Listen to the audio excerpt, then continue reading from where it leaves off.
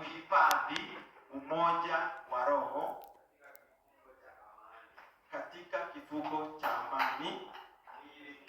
Sasa hapo ndipo mwili ilichorwa, mwili shalom, na nikaambiwa tafakari, ni mwili wa aina gani?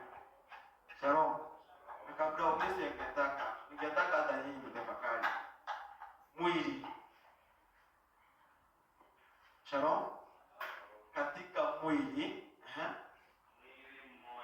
na ni mwili mmoja na roho mmoja. Sasa zaidi ya hayo, kwa sababu wengine wanatajabiwa mwili wanakimbia sana kwa roho, na zaidi ya hiyo na roho